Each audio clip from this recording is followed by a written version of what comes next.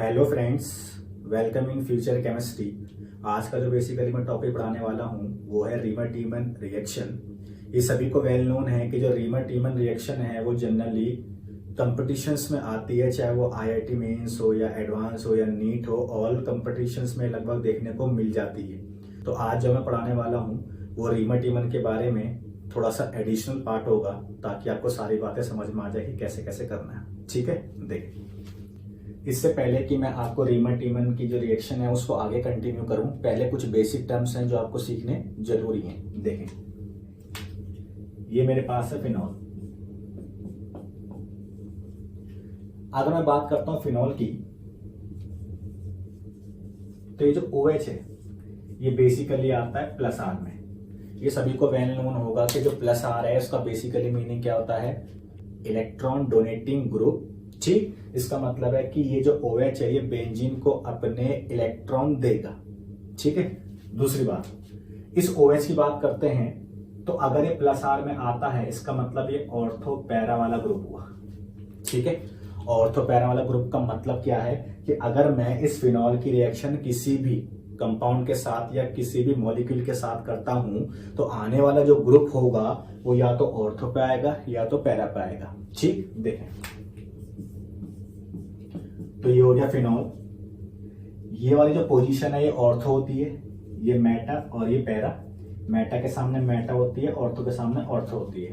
तो ये सभी को वेल नोन होगा ऑर्थो मेटा पैरा पोजीशन क्या होती है। ठीक है, तो आप ये ध्यान रखोगे कि जो ऑर्थो मेटा पैरा पोजीशन है इसमें से जो आने वाला ग्रुप है या तो वो ऑर्थो पे आएगा या तो वो पैरा पे आएगा, यानी या तो यहाँ आएगा या फिर यहाँ आएगा। ठीक, चलो और कुछ बातें जो आपको सीखनी है।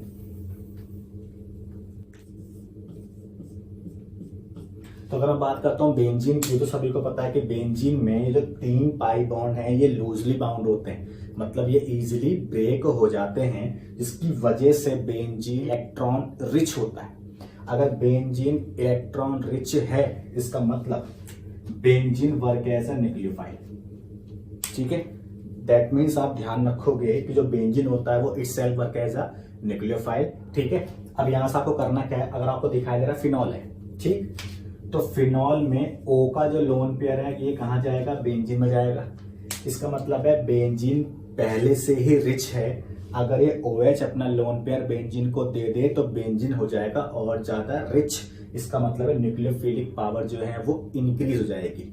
ठीक है, तो न्यूक्लियोफिलिक पावर इंक्रीज हो जाएगी। तो कुल मिलाकर फिनॉल जो है वो कौन है, न्यूक्लियोफाइल है। दैट मीन्स फिनॉल की अगर मुझे किसी के साथ रिएक्शन करनी है तो उसका इलेक्ट्रोफाइल होना जरूरी है, मीन्स वो पुअर होना चाहिए। ठीक, तो ये कुछ बेसिक बातें हैं जो आपको समझ में आ गई होंगी। तो आगे कंटिन्यू करते हैं रीमर-टीमन रिएक्शन से। ठीक, देखें, तो ये मेरे पास फिनॉल है। अगर मैं फिनॉल की रिएक्शन करता हूं क्लोरोफॉर्म के साथ, यानी CHCl3 प्लस एक बेस है NaOH। ठीक, तो ये फिनॉल की रिएक्शन अगर मैं क्लोरोफॉर्म और बेस के साथ करता हूं तो क्या चीज बनेगी, पहले देखें। NaCl बनने के चांस है। Cl कितने, 3, Na कितने, 1। तो अगर मैं Na3 कर दूं, ठीक है, तो 3 Na और 3 Cl तो बाहर, 3 NaCl। ठीक, अब देखें, 3 H ये है, 1 H ये है, टोटल हो गए 4 H। 4 H का वाटर आप क्या बना दोगे, 2H2O। ठीक, अब आपके पास क्या क्या बचा देखें। इस पूरे कंपाउंड में एक तो बचा C, 3 O में से 2 O तो यहां गए, बच गया 1 O, बाकी इसमें से कुछ नहीं बचा। ठीक, अब ये CO या तो इस फिनॉल की ऑर्थो पोजीशन पे आ सकता है या इस फिनॉल की पैरा पोजीशन पे आ सकता है। ठीक, अब देखें, करना ये है, CO जो बचा है या तो ऑर्थो पे आएगा या तो पैरा पे आएगा। अब आपको पता है ऑर्थो और पैरा पे एक एक H तो हो गई।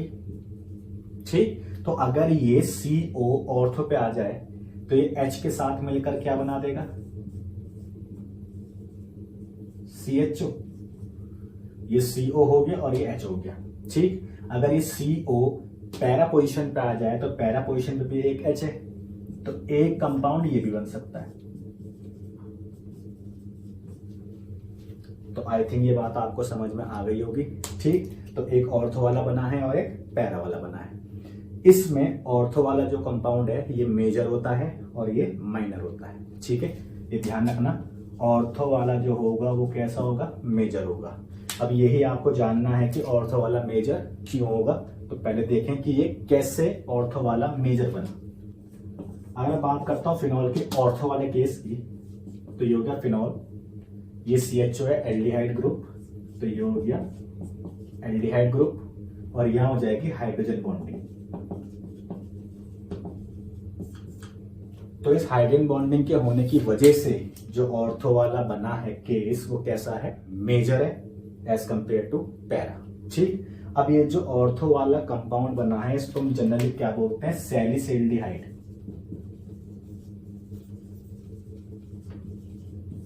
ठीक है, ये जो ऑर्थो वाला कंपाउंड बना है इसको हम बेसिकली बोलते हैं क्या है, सैलिसिल्डिहाइड। ठीक, अब ये जो मैंने सारा पैटर्न बताया है ये नॉर्मल पैटर्न है कि ये दो चीजें बन सकती हैं। ऑर्थो वाला मेजर होता है तो हम मेजर बना देते हैं, बाकी ये साइड में बनते हैं 2 वाटर एंड 3 NaCl। ठीक है, तो अब आगे देखते हैं क्या क्या होना है। मैकेनिक्स शुरू करते हैं ताकि आपको समझ में आ जाए। ये जो मैंने बनाया है ये तो हो गया इजी वे। ठीक, मैकेनिक्स से आपको सारी बातें समझ में आ जाएगी कि क्या क्या केस यहाँ पे हुआ है। देखें,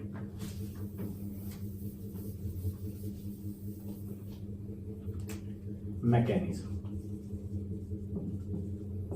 तो मैकेनिज्म का मतलब क्या होता है कि आखिरकार जो रिएक्शन है वो किस फॉर्म में या कैसे गई होगी। ठीक है, तो देखें करना क्या है। ये हो गया मेरे पास क्लोरोफॉर्म, ये सभी को वेल नोन है कि जो NaOH हमने यहां पे लिया वो कैसा है, बेस है। ठीक, तो NaOH पहले ब्रेक होके क्या देगा, Na+ और OH-। OH- work as a base, और अगर कोई चीज बेस का वर्क करती है तो बेस का फंक्शन क्या होता है, H+ को एक्सेप्ट करना। ठीक है, देखें, तो ये आ गया बेस, तो ये आ गया बेस OH-। ठीक, अगर मैं इस क्लोरोफॉर्म की बात करता हूं तो सबको ये वेल नोन है कि Cl is more electronegative than C, तो इस बॉन्ड पेयर को अपनी तरफ खींचेंगे। तो जब ये इस बॉन्ड पेयर को अपनी तरफ खींचेंगे तो ये वाला बॉन्ड पे खींचेगा। इसका मतलब है इस H के पास अब इलेक्ट्रॉन की कमी आ जाएगी, यानी ये वाला H अब यहां से इजीली रिमूव हो सकता है। ठीक है, देखें, तो इस OH- ने इस H को पकड़ा, ये बॉन्ड यहां से यहां शिफ्ट हुआ। ठीक, तो क्या बना, Cl Cl Cl, इन दोनों के मिलने से क्या बना, वाटर। तो वाटर तो हो गया बाहर। जब ये बॉन्ड यहां शिफ्ट हुआ तो कौन सा चार्ज आ गया, नेगेटिव। ठीक, ये जो नेगेटिव चार्ज है कार्बन के ऊपर, फिलहाल मैं इसको ड्रॉ कर रहा हूं, ये हो गया।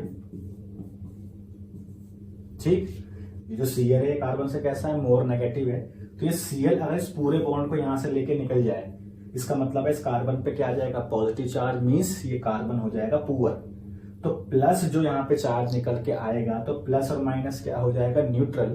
तो कुल मिलाकर क्या बना, C, ये तो है 2 हो गए Cl, Cl2, और ये Cl जब बाहर हुआ तो क्या बन गया, Cl-। ठीक, ये जो Cl- रिलीज हुआ है ये पकड़ लेगा किसे, Na+ को, तो NaCl बाहर हो जाएगा। ठीक है, तो ये जो आपके पास बना है CCl2, आपको पता है कि जो कार्बन है वो कितने बॉन्ड बनाता है, 4 बॉन्ड। तो यहाँ पे कार्बन के पास कितने बॉन्ड है, 2 बॉन्ड। ठीक, इसका मतलब है मैं CCl2 को ध्यान से देखूं तो देखें, ये हो गया C, ये हो गया Cl, ये हो गया Cl। कार्बन बनाता है 4 बॉन्ड, तो एक जो इलेक्ट्रॉन है वो तो यहां यूज हो गया बॉन्ड बनाने में, एक यहां यूज हो गया, तीसरा ये हो गया, चौथा ये हो गया। ठीक है, पूरे कंपाउंड को हम बेसिकली क्या बोलते हैं, डाइक्लोरोकार्बन। अगर आप इसको ध्यान से देखें तो 2 जो इलेक्ट्रॉन है वो ये हो गए, 2 ये हो गए, 2 ये हो गए, टोटल हो गए कितने, 6। तो 6 ये इलेक्ट्रॉन हो गए, यानी ऑक्टेट में कमी कितने की है, 2 की। अगर ऑक्टेट में कमी 2 की है, इसका मतलब कुल मिलाकर ये पुअर हुआ। पुअर का मतलब ये कैसा वर्क करेगा, इलेक्ट्रोफाइल का, यानी E+ का। मैंने अभी आपको बताया था कि जो फिनॉल है वो कैसा है, न्यूक्लियोफाइल का वर्क करता है, और आपको वेल नोन होगा कि न्यूक्लियोफाइल की जो रिएक्शंस होती हैं वो किसके साथ होती हैं, इलेक्ट्रोफाइल के साथ होती हैं, यानी पुअर के साथ। तो ये जो पुअर कंपाउंड जनरेट हुआ है, अगर आप उसको ध्यान से देखो तो जो कार्बन है इसका हाइब्रिडाइजेशन निकल के क्या आता है, sp2। ठीक, तो ये डाइक्लोरोकार्बिन वर्क करता है किस चीज का, इलेक्ट्रोफाइल का। तो पेपर में कभी कभी पूछ लिया जाता है कि रीमर-टीमर रिएक्शन में जो इलेक्ट्रोफाइल होता है वो कौन होता है, तो आप ध्यान रखोगे रीमर-टीमर रिएक्शन के अंदर जो इलेक्ट्रोफाइल होता है वो कौन होता है, डाइक्लोरोकार्बिन। ठीक, तो यहां से हम कहानी अब आगे शुरू करते हैं। तो ये बन गया CCl2 और ये हो गया इसका एक पूरा पेयर। ठीक, तो अब यहां से आगे देखें करना क्या है। तो मेरे पास ये हो गया फिनॉल। ठीक, अभी सभी को वेल नोन है कि जो NH हमने लिया है वो कैसा है, बेस का काम करता है। और बेस का काम क्या होता है, यानी H+ को एक्सेप्ट करना किसी भी अदर कंपाउंड से। ठीक, तो फिनॉल का ये जो हाइड्रोजन है ये कैसा होता है, एसिडिक होता है, यानी H+ इजीली यहां से रिमूव हो सकता है because oxygen is more negative than hydrogen. तो इस बॉन्ड पेयर को अपनी तरफ खींचेगा तो ये H+ इजीली रिमूव हो जाएगा। ठीक, देखें तो ये हो गया मेरे पास OH-। Na+ अभी बाकी है, Na+ मैं रख रहा हूं साइड में, यहां रख देता हूं ताकि आपको ध्यान रहे बात में। ठीक, तो OH- ने H+ को एक्सेप्ट किया, ये बॉन्ड यहां से शिफ्ट हुआ तो ये बन गया O- और इन दोनों के मिलने से क्या बन गया, वाटर। ठीक, इसको हम बेसिकली क्या बोलते हैं, फिनॉक्साइड।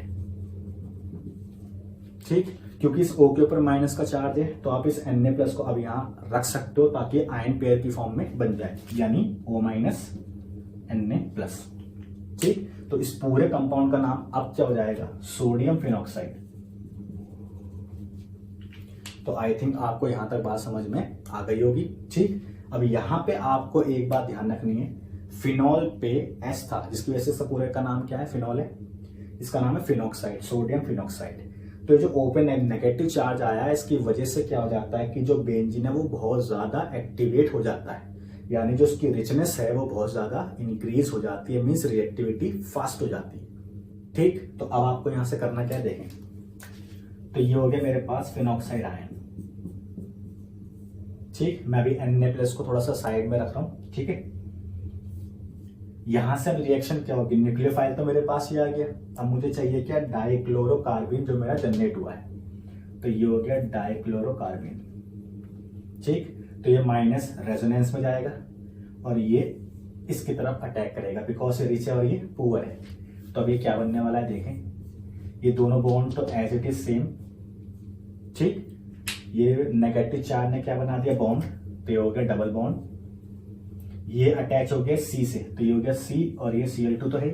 तो जब ये बॉन्ड इस C की तरफ जाएगा, ठीक, तो ये तो पूरा बन गया बॉन्ड।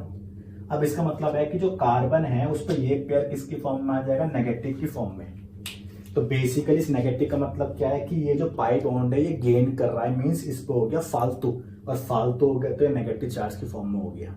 तो आई थिंक यहां तक आपको बात समझ में आ गई होगी। देखें इसके बाद आपको क्या करना है, आपको पता है इस कार्बन पे, इस वाले कार्बन पे एक H अभी मौजूद है। ठीक, तो वो H ये रहा।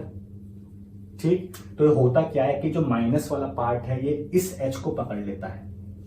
क्यों पकड़ लेता है पहले सुने, ये बेंजीन था, मींस एरोमेटिसिटी मेंटेन थी। अब ये बेंजीन नहीं है, इसका मतलब है इसका भी एक पाई बॉन्ड वापिस आना भी बाकी है, क्योंकि जब तक इसका एक पाई बॉन्ड नहीं आएगा ये स्टेबल नहीं होगा। इसलिए माइनस वाला जो पार्ट है बगल वाले H को पकड़ लेता है, जिसकी वजह से क्या होता है, ये बॉन्ड यहां शिफ्ट हो जाता है।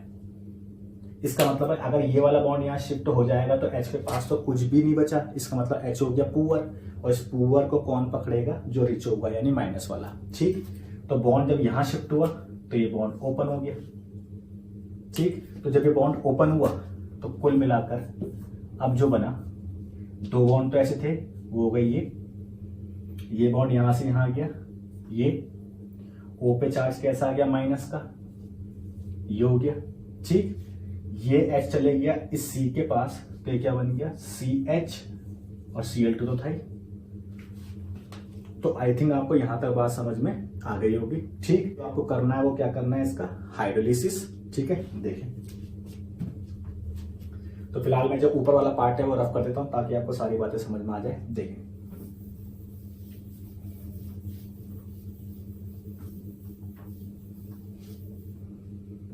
तो फिलहाल जो मेरे पास बना है कंपाउंड वो ये है।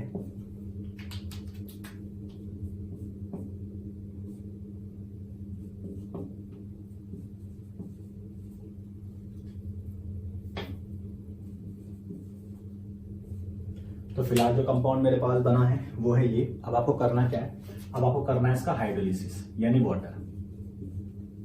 अब आपको करना क्या है, देखें, एक H और एक Cl बाहर होने के चांसेस हैं, ठीक।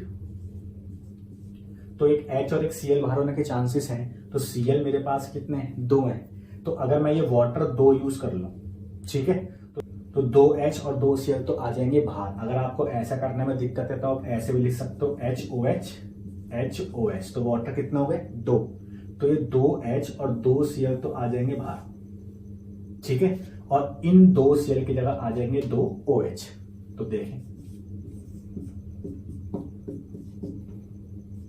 CH OH OH, तो इन 2Cl की जगह आ गए 2OH, और इन 2H के Cl के साथ मिलने से क्या बन गया, 2HCl, ठीक है। इसकी हमें नीड नहीं है दिखाने की, बट आप फिर भी ध्यान रखना, ठीक।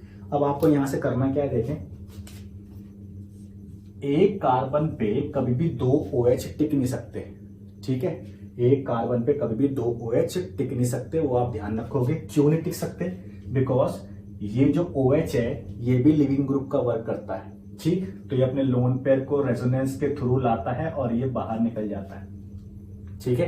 इसलिए आप ध्यान रखेंगे कि 2 OH एक कार्बन पे टिक नहीं सकते।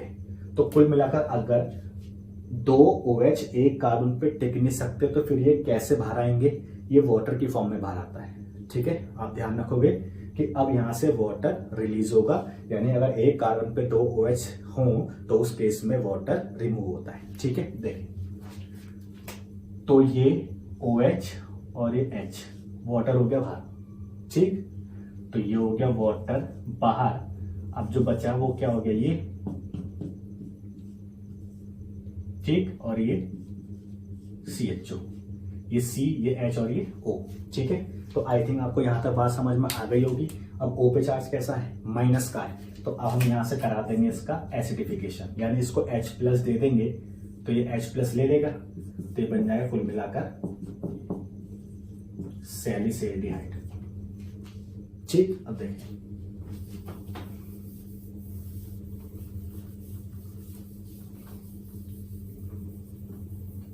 अब यहां से जो हम सीखने वाले हैं वो क्या क्या सीखने वाले हैं, पहले आप ध्यान से सुने। यहां से हम सीखने वाले हैं एग्जाम्पल रीमा-टीमन के और क्या क्या हो सकते हैं, ठीक। तो वो आपको थोड़ा सा याद रखना है कि किस एग्जाम्पल में आपको क्या करना है। बेसिक थीम आपको सारा कुछ समझ में आ चुका है, ठीक है। तो एग्जाम्पल शुरू करते हैं, देखें। तो इससे आगे अगर मैं बात करता हूं तो मेरे पास 2 केस हैं ताकि आपको बातें समझ में आ जाएं। एक तो पायरोल है, ठीक, और दूसरा है थायोफिन। तो पायरोल और थायोफिन के केस में क्या क्या कहानी होगी, देखें।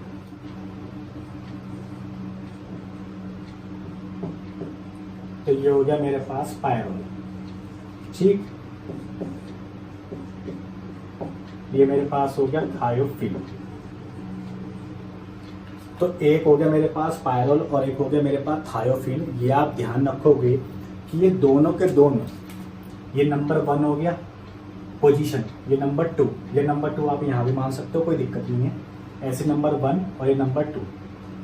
तो आप ध्यान रखोगे कि जो इलेक्ट्रोफिलिक रिएक्शन इन पे होती है वो सेकंड पोजीशन पर होती है, ठीक है।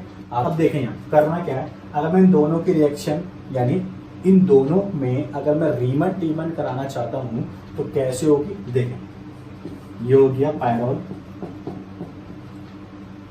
ये हो गया क्लोरोफॉर्म प्लस KOH। अब आपको पता है कि रीमा-टीमन रिएक्शन में CHO ग्रुप ऐड होगा। CHO ग्रुप कहाँ ऐड होगा, सेकंड पोजीशन पे ऐड होगा।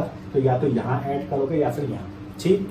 तो जो आंसर बन जाएगा वो क्या बन जाएगा, कुल मिलाकर ये बन जाएगा CHO।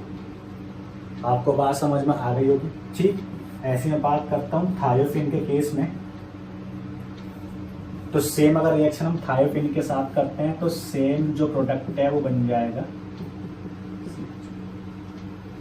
ठीक। बट यहाँ पे एक जो ध्यान रखने वाली बात है वो क्या है, देखें। पायरोल वाले केस में एक साइड प्रोडक्ट भी बनता है जो कि ये है। अब ये साइड प्रोडक्ट कैसे बना है ये मैं आपको बताता हूं, ठीक है। फिलहाल ये सारी बातें आपको समझ में आ गई होगी। साइड वाला कैसे बना है, देखें। मैं इसको रफ कर देता हूं ताकि आपको बात समझ में आ जाए।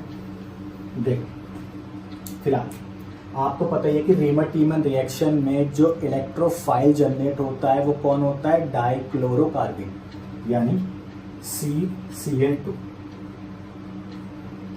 डाइक्लोरोकार्बिन रिंग एक्सपेंशन में काम आता है, ठीक। तो जरूरी नहीं है कि डाइक्लोरोकार्बिन ही हो, कार्बिन की एक फेमस रिएक्शन होती है कि अगर रिंग एक्सपेंड हो सकती है तो वो कार्बिन रिंग को एक्सपेंशन करने में काम आ जाती है।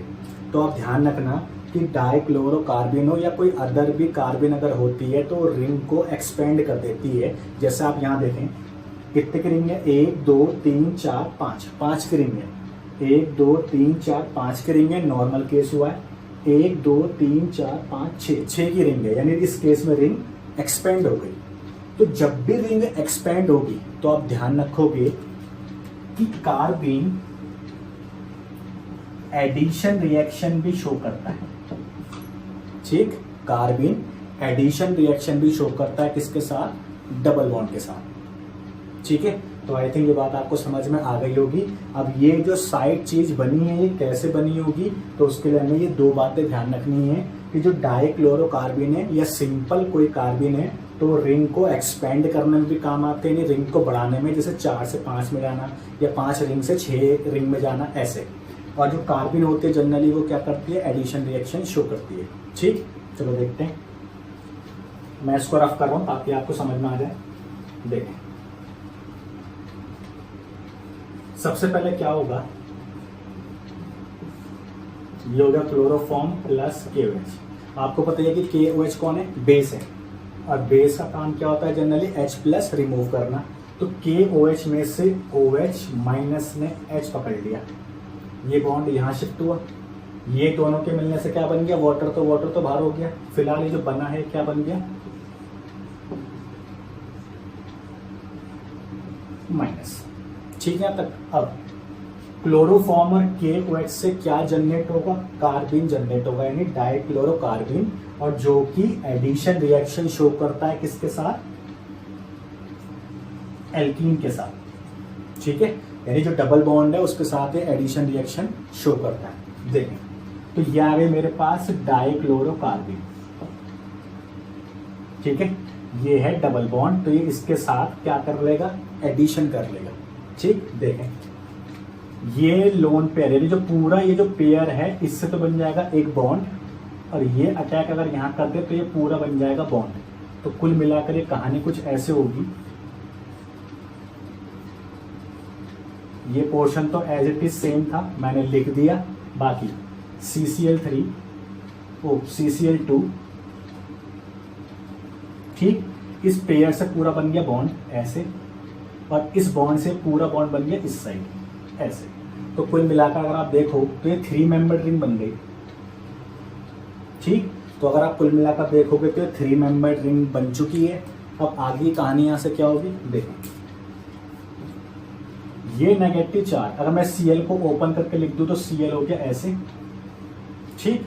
ये नेगेटिव चार्ज यहां से यहां शिफ्ट होगा, ये बॉन्ड यहां से यहां शिफ्ट होगा, और Cl बाहर। आपको पता है कि जो हेलोजन फैमिली है ये लिविंग ग्रुप की तरह वर्क करती है, यानी निकल जाती है। तो कुल मिलाकर एक हेलोजन यहाँ से रिमूव हो गई। अब आप देखो क्या क्या बचा और उसको अरेंज कैसे कैसे करना है। पहले मैंने एज इट इज ये पोर्शन लिख दिया, ठीक, यहाँ तक ऐसे C, एक Cl तो बाहर हो गया, ये बच गया Cl। अब आपको दिखाई दे रहा है कि ये वाले N,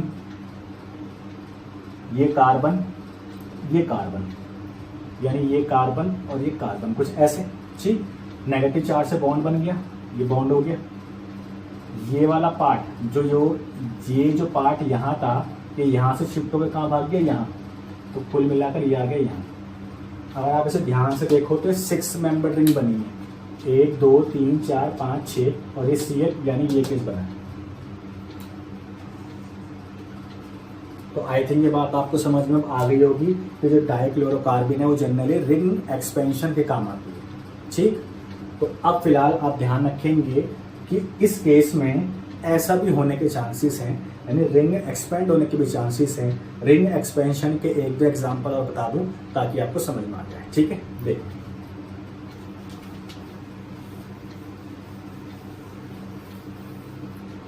जैसे मेरे पास ये है साइक्लोपेंटाडाइईन, तो साइक्लोपेंटाडाइईन में हम रीमटीमन करना चाहते हैं। ठीक है, कितने की रिंग है ये? 5 की रिंग है। फिलहाल ये जो कंपाउंड है वो कैसा है? नॉन एरोमेटिक है। अगर आपने पढ़ लिया होगा एरोमेटिक कैसे पहचानते हैं, नॉन एरोमेटिक, एंटी एरोमेटिक। फिलहाल ये जो कंपाउंड है वो कैसा है? नॉन एरोमेटिक है। आपको पता ही है इस पे यहाँ पे 2 H है। KOH work as a base, तो बेस क्या करता है? OH माइनस यहाँ से प्रोटॉन पकड़ लेता है यानी H प्लस, और ये बॉन्ड यहाँ से यहाँ शिफ्ट हुआ। शिफ्ट होने के बाद ये क्या बन गया? माइनस। तो आई थिंक यहाँ तक बात आपको समझ में आ गई होगी, सेम पैटर्न है। ठीक, अब अगर इस कंपाउंड को आप ध्यान से देखो तो 2 तो 4 तो 6, यानी 6 पाई हो गया इसके पास। 6 पाई जो इलेक्ट्रॉन्स इसके पास हुए हैं, दैट मीन्स ये कंपाउंड हो गया एरोमेटिक यानी मोर स्टेबल। ठीक, पहले कैसा था? ये नॉन एरोमेटिक, अब ये कैसा हो गया? एरोमेटिक। अब आप देखो ये वाला पोर्शन, ये वाला पोर्शन सेम है या नहीं है? एंड की जगह कार्बन है, बाकी सारा काम तो सेम है, यानी इस केस में भी अब क्या होगा? रिंग एक्सपेंशन होगा। ठीक है, यानी मेरे पास फिर से कौन हो गया? CCl2, इस पेयर से यहां और ये यहां, तो कुल मिलाकर ये हो गया कुछ ऐसे, 3 मेंबर रिंग बन गई। ये फिर से यहां से यहां शिफ्ट होगा, ये यहां से यहां शिफ्ट होगा और ये बाहर जाएगा। तो कुल मिलाकर अब आपको देख लो, काउंटिंग कर सकते हो आप, नंबर 1 मान लो, 2 3 4 5 और ये 6, तो कुल मिलाकर 6 मेंबर की रिंग बन गई। ठीक, अगर मैं इसको नंबर 1 मान लूँ, नंबर 2 3 4 5 और ये 6, तो अब देखिए 1 2 2 पे डबल बॉन्ड है, 1 2 2 पे डबल बॉन्ड है, 3 4 4 के बाद 5 5 पे कौन है? Cl, 5 पे Cl। इसके बाद 4 और 5 के बीच में ये डबल बॉन्ड बनेगा, 4 और 5 के बीच में ऐसे। 6 और 1 के बीच में इसकी नेगेटिव चार्ज की वजह से डबल बॉन्ड आएगा, तो 1 और 6 के बीच में डबल बॉन्ड। तो कुल मिलाकर ये क्या बन गया? क्लोरोबेंजीन। ठीक है, तो आई थिंक ये बात आपको समझ में आ गई होगी, आप ध्यान रखें। ठीक, आगे बढ़ते हैं ताकि आपको सारी बातें समझ में आ जाए। देखिए अब आपको ध्यान रखना है क्या, अगर ऑर्थो और पैरा पोजीशन की बात करें, अभी आपने पढ़ा कि रीमर-टीमन रिएक्शन में CHO ग्रुप ऑर्थो और पैरा पोजीशन पे लग सकता है। ऑर्थो वाली मेजर होती है क्योंकि वहां पे हाइड्रोजन बॉन्डिंग होती है। ठीक, अगर ऑर्थो पैरा की बात करें, ऑर्थो जो पोजीशन है अगर ये ऑक्यूपाइड है पहले से ऑक्यूपाइड है, तो CHO ग्रुप पैरा पोजीशन पे जाएगा। ठीक है, यानी अगर कोई भी ऑर्थो पोजीशन फिनॉल की अगर वो घिरी हुई है, ऑक्यूपाइड है, तो उस केस में जो CHO ग्रुप है वो कहां पे जाएगा? पैरा पोजीशन पे जाएगा। ध्यान रखना। देख, जैसे मेरे पास ये हो गया फिनॉल, ये हो गया OCH3, तो ऑर्थो पोजीशन इसकी ऑक्यूपाइड है, तो पैरा ये जो पोजीशन है यहाँ पे एल्डिहाइड ग्रुप जाएगा। तो इसको देख के अपने पहचान लिया रीमर-टीमन होगी, तो जो एल्डिहाइड ग्रुप है वो कहाँ जाएगा? पैरा पर। तो कुल मिलाकर कुछ ऐसा केस बन जाएगा, पैरा पोजीशन पे एल्डिहाइड। ठीक, तो आई थिंक ये बात आपको समझ में आ गई होगी। एक दो केस और देखते हैं ताकि आपको अच्छे से और समझ में आ जाए। देखिए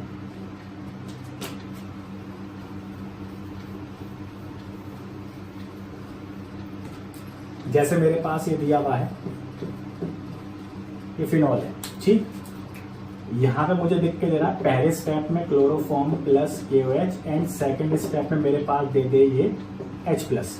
तो जब मैंने इसकी आपको अभी मैकेनिक्स पढ़ाई है, लास्ट स्टेप में फिनॉल पे O माइनस पे H प्लस कहाँ से आता है? सॉल्वेंट से आता है। तो आप सिंपल H प्लस इसको दे दोगे लास्ट में, कोई दिक्कत नहीं है। रीमर-टीमन रिएक्शन है, तुम्हें पता ही है यहाँ पे कौन आ जाएगा? CHO। बट अगर यही रिएक्शन कुछ ऐसे हो जाए,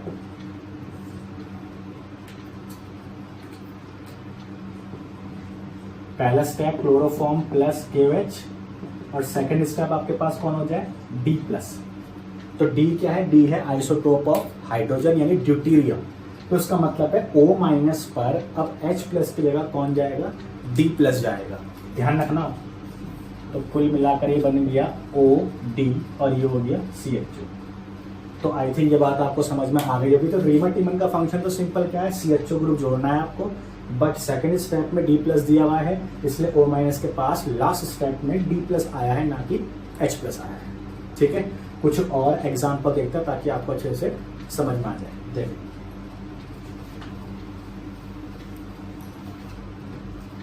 जैसे अगर मैं इस एग्जाम्पल को देखूं,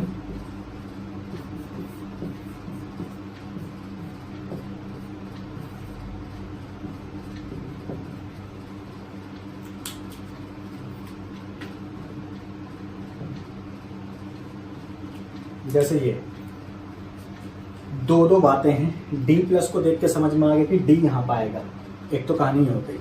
दूसरी कहानी है कि क्लोरोफॉर्म KOH आपको देख के समझ में आ रहा, रीमन टीमन तो है, सेकंड स्टेप वाला जो D प्लस है वो इसके पास आ जाएगा, क्योंकि फाइनली लास्ट स्टेप में प्रोटोनेशन होता है, O माइनस के पास H प्लस आता है, बट यहाँ पे D प्लस दिया है तो D प्लस ही जाएगा। दूसरी बात, फिनॉल में ortho position, ortho Meta para, ortho ortho, तो ऑर्थो जो पोजीशंस हैं ये क्या है, ऑक्यूपाइड है। इस रिंग के रेस्पेक्ट में पैरा पोजीशन भी घिरी हुई है, खाली नहीं है, बट ये वाली पैरा पोजीशन खाली है, तो यहाँ पे एल्डिहाइड ग्रुप आ जाएगा। ठीक, ध्यान रखना। तो कुल मिलाकर जो फाइनल आंसर बन जाएगा वो हो गया OD और ये हो गया CH2। ठीक, तो आई थिंक ये बात आपको समझ में आ गई होगी। कुछ स्पेशल एग्जाम्पल देख लेते हैं जहाँ पे हम लिविंग ग्रुप की एबिलिटी की बात करेंगे, उसके बेस पर क्या चीज़ बनेगी वो हम देखेंगे। देखें, तो ये मेरे पास हो गया फिलहाल, वही मैं मान लेता हूँ, ये मेरे पास हो गया पायरोल, ये फिर से वही होगा क्लोरोफॉर्म प्लस KOH। ठीक है, अभी आपने किया है कि इसमें रिंग एक्सपेंशन हो जाता है। ठीक, तो रिंग एक्सपेंशन होने के बाद अभी जो हमारा आंसर बना था वो बन गया था 6 मेंबर रिंग। ठीक, तो ये हमारा आंसर अभी बना था। अब हम यहाँ से बात करने वाले हैं लिविंग ग्रुप की एबिलिटी के बारे में। तो आपने 12th में पढ़ा होगा SN1 और SN2, तो वहाँ पे लिविंग ग्रुप का जो ऑर्डर होता है, यानी halogen family work as a living group जल्दी से निकल जाती है बाहर। तो उसके लिए जो ऑर्डर था, पहले I-, फिर Br-, फिर Cl- और फिर F-, यानी I सबसे जल्दी बाहर निकल जाता है और F सबसे लेट बाहर निकलता है, ध्यान रखना। ठीक, तो मान लेते हैं अगर मेरे पास हेलो फॉर्म में थोड़ा सा चेंज किया जाए, क्लोरोफॉर्म में थोड़ा सा सब्स्टिट्यूशन कर दूं, CHCl3, तो इससे क्या जनरेट हुआ था अभी, इससे जनरेट हुआ था डाइक्लोरोकार्बन। ठीक है, अब आपको करना ये है कि चेंज करते जाएं। अगर मैं CH, Br2 और Cl ले लूं, आपको 2 हैलोजन कार्बन पे मेंटेन करके रखनी है। मैकेनिज्म हम पढ़ चुके हैं, अब हम शॉर्ट एंड ट्रिक का यूज कर रहे हैं। ठीक, तो 2 हैलोजन मुझे मेंटेन करके रखनी है, एक H और एक हैलोजन को भगाना, ये शॉर्ट एंड वे हो गया। तो इनमें से Br और Cl में से पहले कौन जाएगा, Br, चलो Br निकला, अब बच गया Br और Cl। ठीक, तो कुल मिलाकर H तो जाना ही है, C, Br और Cl। तो आई थिंक ये बात आपको समझ में आ गई होगी। ठीक, ऐसी मान लेते मेरे पास है CH, Cl2 और ये F। ठीक, अब आपको पता है कि इनमें से जो रिलीज होगी हैलोजन F और Cl में से, वो सबसे पहले कौन सी होगी, Cl वाली। तो Cl निकल गया, बचा क्या, H भी बाहर हो गई, 2 हैलोजन मेंटेन करके हमें रखनी है, तो यहाँ पे H बाहर हो गया और एक Cl बाहर हो गया, तो क्या बच गया CClF। तो कुल मिलाकर ये कार्बन जनरेट हो गई। तो फिलहाल मैं आपको 3 ही एग्जाम्पल बता रहा हूँ ताकि आपको अपने आप समझ में आ जाएगा, जो भी लिविंग ग्रुप सबसे बेटर है उससे आप निकाल दोगे। और डाइक्लोरोकार्बन यानी 2 हैलोजन मुझे साथ में रखनी है, तो पहले जो इजीली लिविंग ग्रुप है वो इजीली निकल जाएगा, बाकी जो बच जाएगा वो तो है ही। अब आप देखें करना क्या क्या है। इस केस में आपने सब कुछ पढ़ा, अब मुझे वो बताओ मुझे जब इसमें एडिशन करना पड़ा पायरोल में, देखें मैकेनिक्स तो मैंने करा दिया बट फिर भी एक बार देख लो, ये S था, मान लेते हैं ये वाले मैकेनिक्स हम कर चुके हैं, ये वाले पा लो CH Br2Cl, ठीक। अगर मैं इसकी बात करता हूँ, ये हो गया KOH, तो KOH work as a base, तो OH माइनस यहाँ से H प्लस उठा लेगा, ये बॉन्ड ऐसे शिफ्ट हो गया, ये बन गया माइनस। अब तुम्हें पता ही है कि CH Br2Cl में से एक Br और एक H बाहर होगा, तो ये केस बचा, तो इसका मतलब है बच गया CBrCl, ये बन गई कार्बिन जो कि एडिशन रिएक्शन शो करेगी, कुछ ऐसे 3 मेंबर रिंग बनेगी। अब आपको पता ही है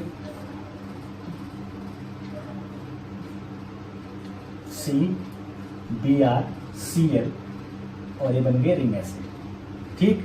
नेगेटिव चार्ज ये, बस ये स्टेप मेन है, ये आपको समझ में आ गया तो सारी कहानी आपको समझ में आ जाएगी। देखो ये नेगेटिव चार्ज यहाँ से यहाँ शिफ्ट हुआ, ये यहाँ शिफ्ट हुआ। अब इन दोनों में से बढ़िया लिविंग ग्रुप कौन है?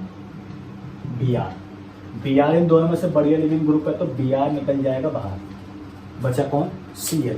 तो कुल मिलाकर ये बन गया लास्ट में 6 मेंबर रिंग और ये Cl, यानी आंसर वही बना है जो पहले था। बट मुझे यहाँ से सिर्फ आपको इतना ही बताना है कि लास्ट में वो बच जाएगा जिसकी लिविंग एबिलिटी सबसे कम है। रिमेंबर, वो ग्रुप यानी वो हेलोजन सबसे लास्ट में बच जाएगा जिसकी रिएक्टिविटी सबसे, मतलब जिसकी लिविंग एबिलिटी सबसे डाउन होगी। तो आपको दिखाई दिया इस पूरे केस में लिविंग एबिलिटी सबसे डाउन किसकी है? Cl की। तो आपको दिखाई दे रहा है Cl बच गया। इस केस में लिविंग एबिलिटी सबसे डाउन किसकी है? F की। इसका मतलब इस केस में F बचना चाहिए। यानी अगर मैं इस एग्जांपल में कर दूं CHCl2F तो आंसर आ जाएगा ये।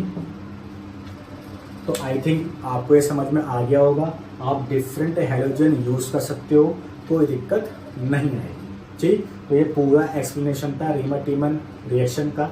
आई थिंक ये सारी बातें आपको समझ में आ गई होगी। Okay, thank you.